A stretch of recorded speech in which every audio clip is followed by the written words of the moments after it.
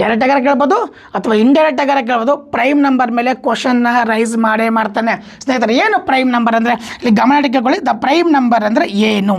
So the most important ಆಗಿರುತ್ತೆ, ಗಮನವಿಟ್ಟು ಕೇಳಿಸ್ಕೊಬೇಕು.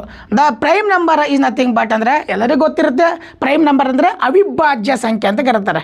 ಅವಿಭಾಜ್ಯ ಸಂಖ್ಯೆ ಅಂದರೆ ಏನಂದರೆ ಯಾವುದೇ ಒಂದು ಸಂಖ್ಯೆಯು ಅದೇ ಸಂಖ್ಯೆಯಿಂದ ಅಥವಾ ಒಂದರಿಂದ ಮಾತ್ರ ಭಾಗವಾಗಬೇಕು ಅಂತ ಕರೀತಾರೆ. ಅಂದರೆ that number can divisible by itself or one ಅಂತ ಕರೀತಾರೆ. ಅಂದರೆ ಪ್ರೈಮ್ ನಂಬರ್ ಅಂತ ನಮಗೆ ಡೆಫಿನೇಷನ್ ಹೇಳಿದ್ರೆ ತುಂಬ ಜನಕ್ಕೆ ಅರ್ಥ ಆಗಲ್ಲ. I can give an example. ಏನು ಎಕ್ಸಾಂಪಲು ನೋಡಿ, ನಾನು 5 ಅಂತ ಬರೆದೆ. ಈ 5 ಈಸ್ ಎ ಪ್ರೈಮ್ ನಂಬರ್.